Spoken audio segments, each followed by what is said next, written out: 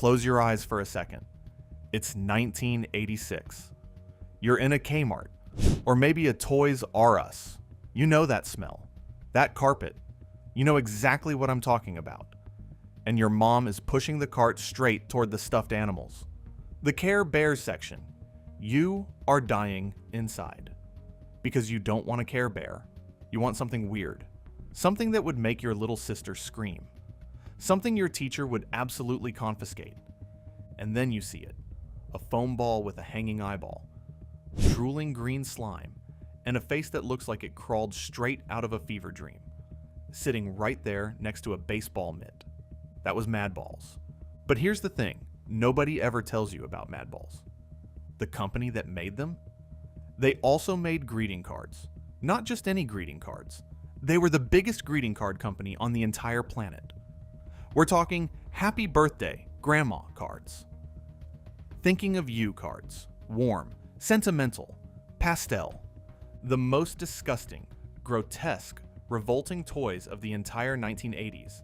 Toys that featured hanging eyeballs and exposed brains and were eventually banned from schools across the country, were conceived by the same people who gave America the Care Bears. Let that sink in for a moment.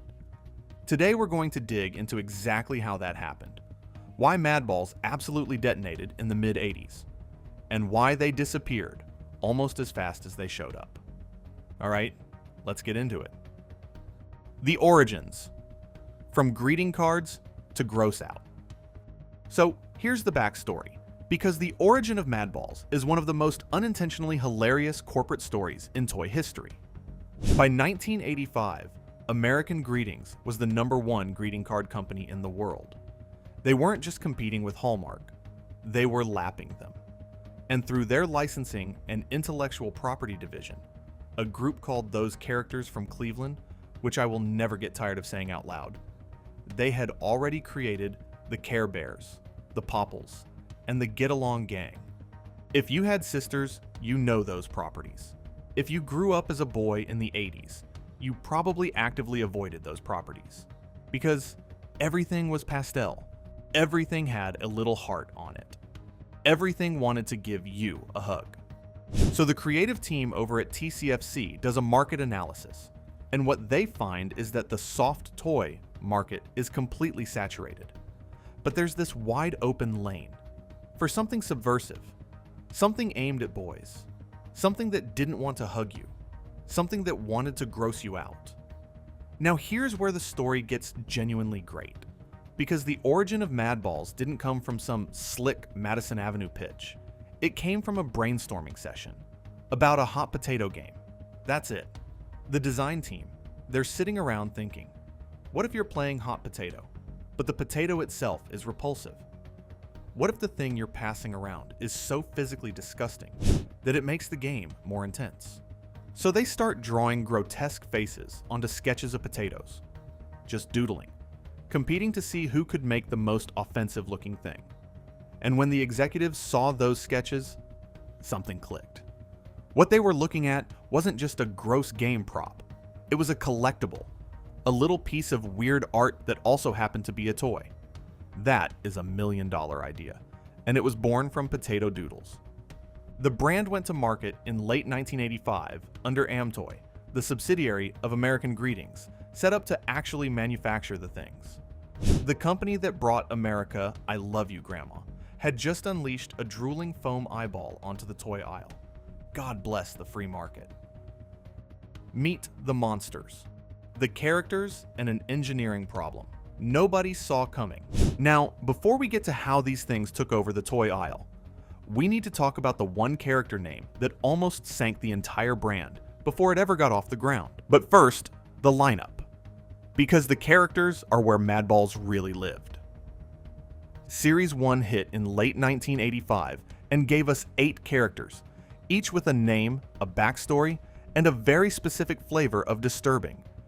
You had Screamin' Mimi, a baseball with a protruding tongue and absolutely unhinged bloodshot eyes. He became the mascot, the face of the brand, literally. You had Arg, essentially Frankenstein's monster in ball form. Stitched up skin, asymmetrical eyes. You had Skullface, a skeletal design with an exposed brain and tiny red eyes. Horn head, one horn, a nose ring, one functioning eye. Classic stuff. But the one that really defined what Madballs was as a brand, slobulous. A face so wet, so drooling, so completely wrong, with a detached eyeball hanging from its socket by what was very clearly intended to be an optic nerve. As a grown adult sitting here describing this, I understand entirely why parents were concerned. As an 8-year-old in 1986, I would have traded Christmas morning for that thing. Now, here is the part of the story that I cannot believe is true. One of those original 8 characters, a gory zombie with an exposed scalp and visible brain matter, had been named by the design team Split-Skulled Crackhead. I'm gonna let that sit there for a second.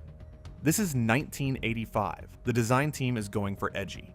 They are leaning all the way in. But apparently, nobody stopped to flag that crackhead had become very prominent street slang for a crack cocaine addict.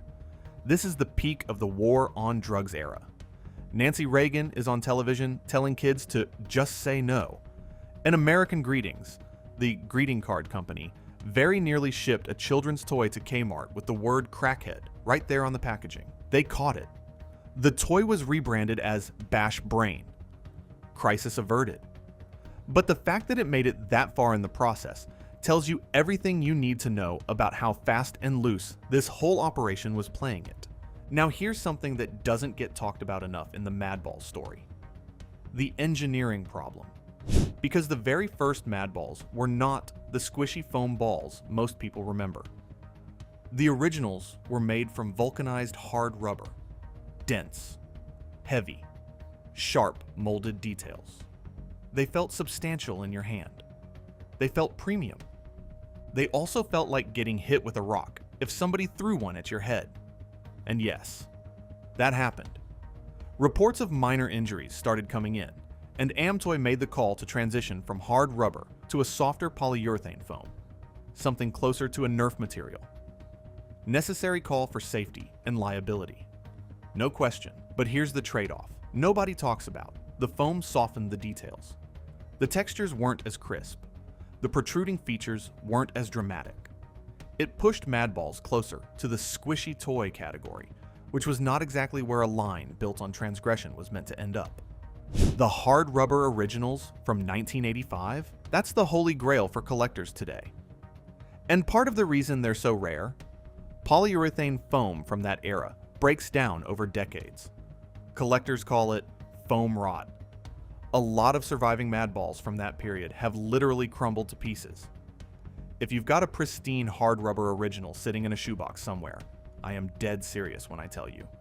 Do not throw that away. By 1987, Series 2 expanded the roster with 8 more characters, and this wave went even further into the deep end. Snake Bait had snakes literally emerging from its skull. Splitting Headache was a face split clean down the middle, revealing muscle and bone underneath. And then there was Fistface. Fistface was not a face at all. It was a severed hand clutching a bloodshot eyeball. Not a head, a hand, clutching an eye. These things were completely unhinged, and American children absolutely could not get enough of them. Lights, camera, eyeball. The animated specials nobody talks about anymore. If you wanted to turn Madballs into a real franchise in the 1980s, you needed a cartoon. That was the formula. He-Man had one. G.I. Joe had one. Transformers had one. If your toy didn't have a cartoon, did it even really exist? Amtoy knew this. The problem was, no network would touch it. Nobody was going to put a show built around grotesque monster balls in their Saturday morning lineup. So they went a different direction, direct-to-home video, and they partnered with Canadian animation studio Nelvana. If that name sounds familiar, it should. Nelvana was also the studio behind the Care Bears animated specials. Same company. Again. I know. I'm as amazed as you are. The first special was called Escape from Orb, released in 1986. And what they did with the premise is, look, I don't want to say it's brilliant, but I kind of have to say it's brilliant in a completely deranged way. The Madballs are reimagined as a rock and roll band, living on a planet called Orb, where music has been made completely illegal, and they're being chased by a villainous faction called the Madballs, led by a villain named Commander Wolf Breath. I'll give you a moment. The band: Screamin' Mimi on drums, Hornhead and Dusty on guitars, Skullface on keyboards, and a female character created specifically for the cartoon, never existed as an actual toy, named Freakella on lead vocals. The Madballs escape to Earth, get a human manager named Skip, befriend his sister Sandy, and the whole thing climaxes with a concert. This is Madballs, the Hanging Eyeball Ball, now a rock band, fighting fascism on a planet called Orb. Freakella is actually a pretty interesting footnote in all of this. Animators and historians refer to her as a canon foreigner, a character who exists in the media adaptation but never made it into the actual product line. She's a lead character in the cartoon. Kids watching in 1986 would have absolutely expected to find a Freakella Madball on the toy shelf. It never happened. Not once in the entire original run. That specific gap still drives collectors a little crazy. The second special, Gross Jokes, came out in 1987 and completely abandoned the narrative approach.